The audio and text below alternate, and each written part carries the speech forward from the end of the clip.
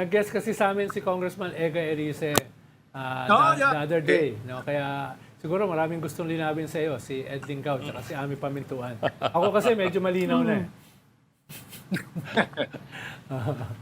Hindi, tatanong kasi namin kasi naguguluhan kami dito sa party standard. Well, in particular sa impeachment kasi nga si Ega Erice ayaw na daw niyang mag-participate. Tsaka sabi ni Ege Rice, wala raw party stand at all.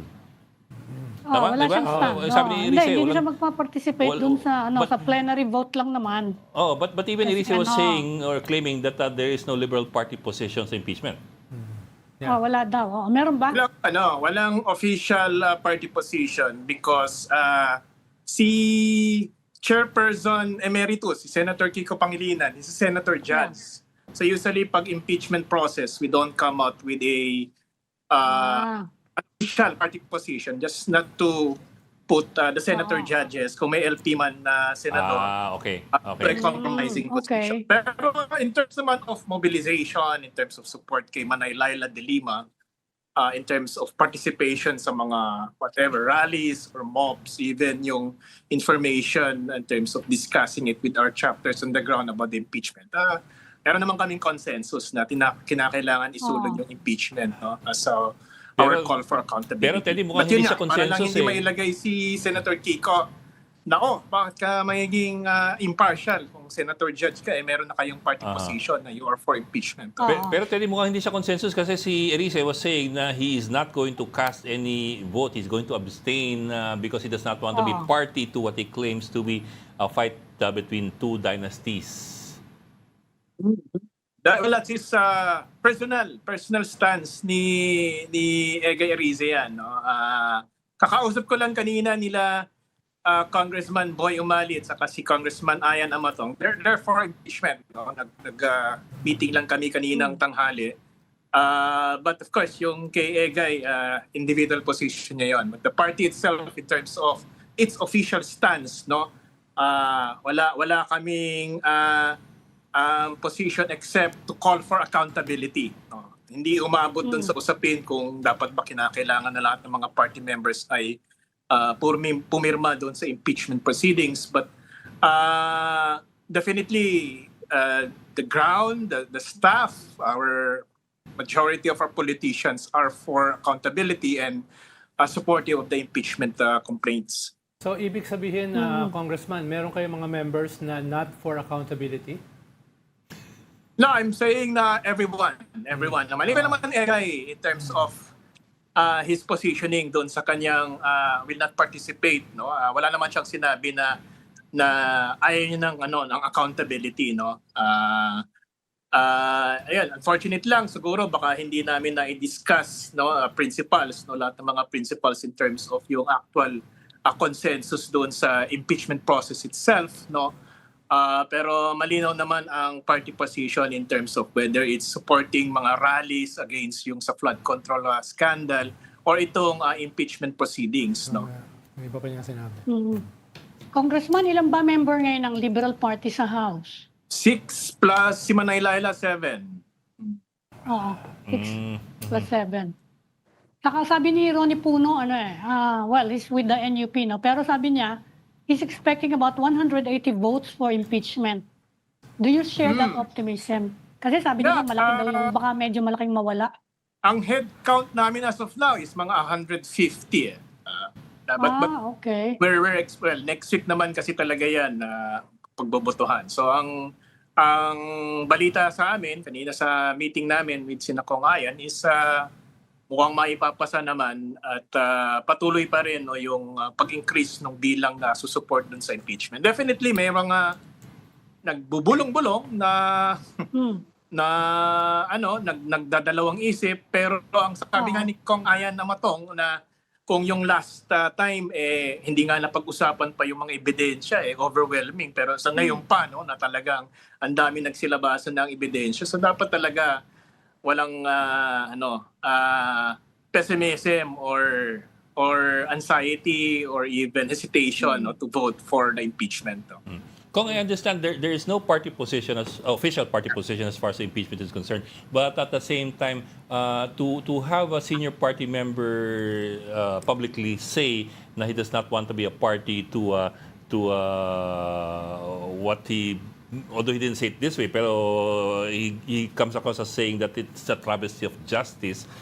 It's only parang moro-moro, parang ganun pinapalabas ni Rick daw, oo, Rick. ganun pinapalabas ni Congressman Erice. Medyo binanatan niya si Laila de Lima at saka si Chel Jokno na nawe-weaponize ni BBM Mhm. So against Sara. I know without any official party position, pero doesn't that put the party in a bit of an awkward situation as far as one of its senior members is concerned? Kasi he is a senior member of the party. He's been there Well, he's for a the member longest of the party, but he's not an officer or official of the party in terms of our senior leadership. No, ang mga senior members namin in terms of the leadership roles ay si Senator Kiko, si Manay Laila, si Kong Erin, saka si Kong Kit, no, Belmonte. No, but he's a member and.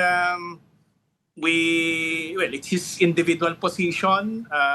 I can say siguro na ako personally, I was taken aback kasi hindi napag-uusapan pa nagmi-meeting kami tungkol sa accountability, tungkol sa mga plano sa 2028. No?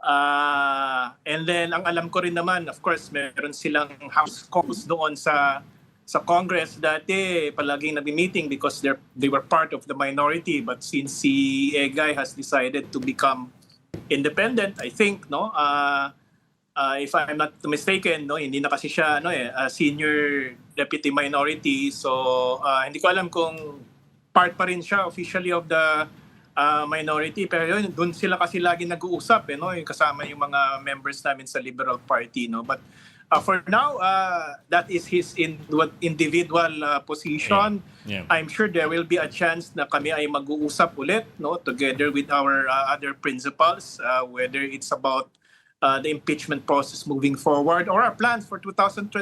No? But that does undermine what you termed as a consensus among party members on the impeachment, issue.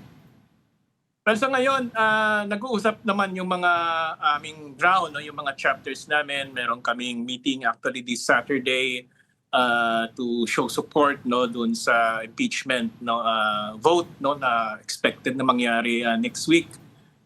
Especially since, you know, si Manay Laila is taking a lead role there. But hindi pa namin napag-uusapan yung kay Kong Egay. But if ever mangyari yon, as liberals, we always encourage naman debate and discussion. And in fact, yun yung ginagamit ni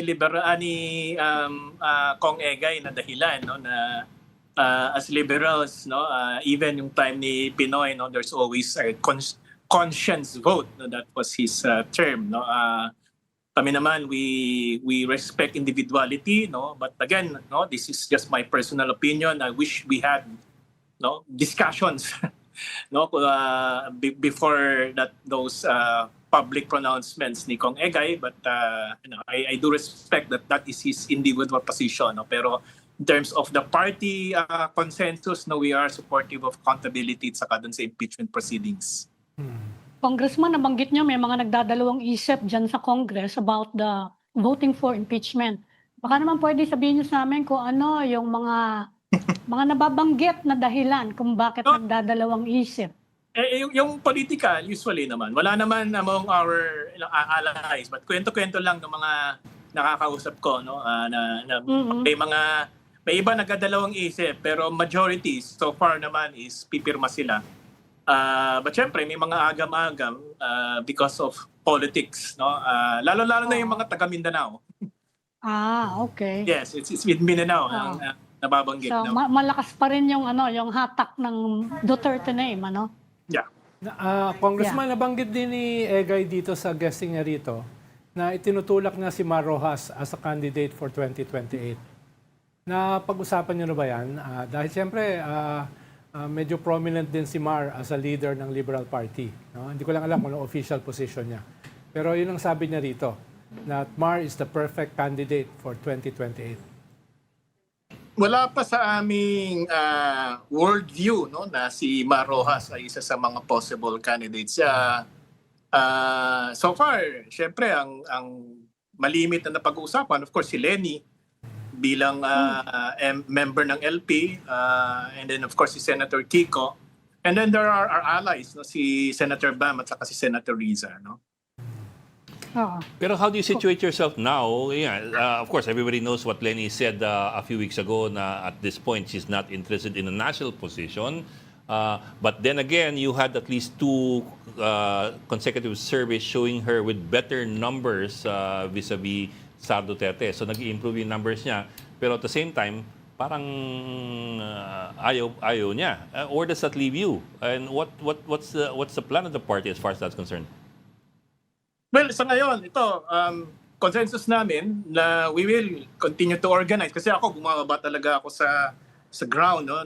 Nag-prepare for 2028. So ang sabi sa amin is, let's prepare for the elections in 2028 as if, no, Mayor Lenny or Senator Kiko will be running for a national position. But in terms of our official stand naman sa party, I can say na whoever is going to be the consensus of the opposition, yun nga, whether si Senator Riza, Senator Bam, or our party mates, no, Kiko, si Lenny, susuportahan namin. And I was actually in Naga 2 weeks ago, no, before she made her pronouncements. And kwentuhan kami ni Ma'am Lenny, and then sinabi niya talaga na she loves her work as a mayor because she's very close to the community. That's why ayaw niyang tumakbo bilang senador, quote-unquote, at congressman. No? And then biniro ko na, ma'am, pag presidente, no, community ng bansa, natawa siya. No? So, I mean, my interpretation is, sincere siya pag sinabi niya na ayaw niya talaga, gusto niya mas mag-mayor. But I also really firmly believe that eventually she'll decide, no, to run for president. But siguro, I think it's up to Naga, na the residents of Naga, na maiparating yon sa kanya. Because ako, I've been a mayor, and mahirap na pag-usapan ang national issues. Wala ka pang 1 year into your job as a mayor. So ganun, I think, yung dilemma ni Mayor Lenny for now. No, focus talaga siya on the job. I firmly believe in that. But yun nga, parang ang aking interpretation is wala siyang ibinitawan na definite na no, I'm not running for president. Yes, paano akong understandable kasi dahil in-interview siya sa isang local radio, no? Bicolano pa nga yung usapan nila. Ang hirap naman kasi nasasabihin niya na, yes, iiwanan ko yung Naga. Less than 10 months pagkapanalo pa lang niya. Diba? Medyo Exactly. hindi naman maganda yon, no? Kaya, pero sabi mo nga, from your vantage point, ay hindi pa siya totally sarado. At binanggit mo rin na may possibility na kung mga tiga-Naga ang magkukumbinsi sa kanya, na hindi naman sila iniiwan, pero tinutulak siya para sa isang higher calling than baka. No? Baka. Yeah, that's my gut feel, no. Kasi mahirap naman yung nanggagaling sa Liberal Party na, you know, kailangan, I think the people of Naga will be the ones to convey kung ano ba ang nasa puso nila, no. And mas matalagang makakatulong naman siya sa Naga if she becomes president also. I mean, so hindi naman mawawala yung serbisyo sa Naga. But again, that's my gut feel. Tama. At kung iba ang Pero kung presidente, sakasakali, wala ba nagbi-build up na plan B kung sakasakali lang naman? Kasi may mga naririnig na rin kami sa Liberal Party. Wala bang nag-emerge na kung sakasakali? Kasi sa Duterte camp, ang nire-raise nilang profile si Baste Duterte. Sa Liberal Party, sino yung pinakamatunog? At this point lang naman. Si Senator Kiko Pangilinan. Okay. Yeah. Ang sabi naman ni Senator Kiko, no, just like, you know, Sen Riza or maybe even Sen Bam, no, nasa body language naman niya, no, na they're willing if sila yung magiging consensus candidates then and ayaw ni Lenny, then they're willing to present themselves. there's no possibility na susuporta kayo sa candidate labas ng immediate community. Yeah. Commitment naman ng Liberal Party yan. We're in a coalition, and I believe naman na Sen Riza, Sen Bam, Kiko, Lenny, and the other principals are good friends. No? Madali namang mag-usap. I think everybody naman is in agreement that there has to be only one. No? Medyo mahirap to get, consensus as to who. No? If Lenny decides, I'm sure, everybody will give way. But and everybody agrees that there has to be one, and then the decision has to come, either the end of the year or early next year. So, ganun ang deadline nyo, Kong, end of the year. Or early next year?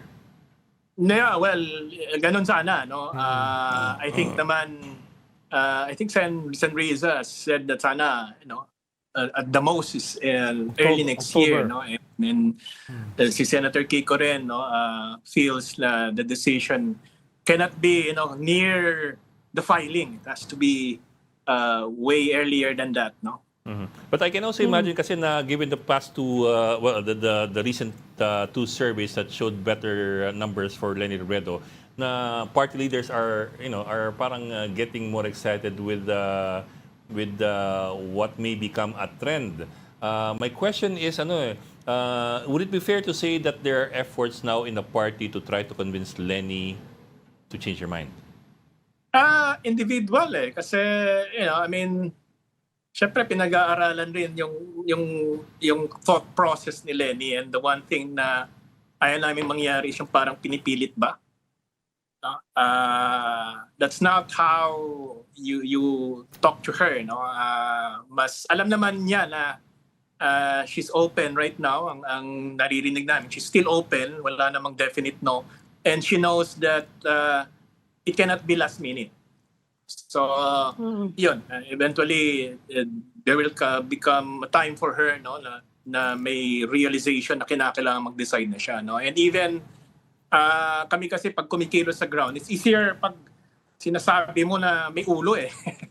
So we always say na it's possible na she's going to run. Mas madali na mag-organize ngayon sa Northern Luzon dahil nakampi na yung mga BBM leaders. Maraming lumalapit sa akin. Gusto kong kausapin si Lenny, and we feel na eventually, all this will lead to that decision for Lenny. But sana manggaling muna sa Naga City residents, yung panawagan na siya lang, Congressman. lang, pero siya yung pinakamalakas na lalaban kay Sara Duterte. Congressman, nabanggit nyo na rin lang ang Northern Luzon. Hindi nawawala yung speculation that you might have an alliance with the Marcos forces. Completely ruled out ba yan ng party? Kasi yung iba sa inyo sinasabi hindi mangyayari. Is it meron na bang party stand dyan to get to accept support from the Marcos camp? I think, based on my experience, I think eventually there's going to be tactical alliances. It may not be an official alliance, but based on my experience, in 2009, nung ang administration candidate was si Secretary Gibo Teodoro, and but during the campaign, ang daming mga lakas na tumalon at lumipat sa Liberal Party. I also foresee the same, na given na wala namang malakas na administration candidate now, Yes. I don't think there's a need for an official alliance, but definitely during the campaign, magkakaroon yan ng mga tactical alliances. Kung Teddy, if I So may... hindi ruled out yun, alliance with the Marcos forces. Not an official alliance. Ako rin, I would be against that because we're part of the opposition. Meron tayong mga ideological formations. We have also our allies. So syempre kinakailangan pag-usapan niya. But my experience sa politics, pagdating na sa kampanya, the mission is to win. So, kakaroon ng mga alliances during the campaign. Kung Teddy, if I may, I'll go back to Lenny. You sound pretty hopeful, if not confident, na hindi pa pinal ang desisyon ni Lenny at may pagkasa pa na magbago yung kanyang pananaw at ang kanyang desisyon. But what is it that she told you from your perspective that gives you that hope? Is there anything that happened or anything she said that gives you that kind of that glimmer of hope that she would change your mind? Yun lang yung sinabi niya na kaya gusto niya mag-mayor, masaya siya sa trabaho niya because close siya sa community. That's why ayaw niyang tumakbo sa national, and then binanggit niya senador or congressman. Yun naman yung sinabing presidente. So, biniro ko tuloy na, ma'am, pag presidente ka, ang community mo naman is buong bansa. And then natawa lang siya. No? So, parang wala siyang sinabi. Definitely, I will not run for president. Because kay Lenny, Ma'am Lenny kasi, pag may sinabi siya and feel mo talaga na sincere siya doon, then yun yung kanang decision. But in that conversation, and I don't know if I may be wrong, no, but ang aking pagkaintindi is gusto niya talaga mayor and ayaw niya senador or congressman. But wala siyang sinabi na definitely I'm not running for president. Okay. Bok, balik lang ako sa Conteri, if I may, balik ako dun sa kay Congressman Erice. I'm wondering lang, I'm sure you've been talking to Laila, to Congresswoman Laila and to Congressman Chel. Did they in any way at all feel slighted when Congressman Erice said na mukhang na-weaponize yung impeachment versus VP Sara, considering that they're very, very active in the impeachment process?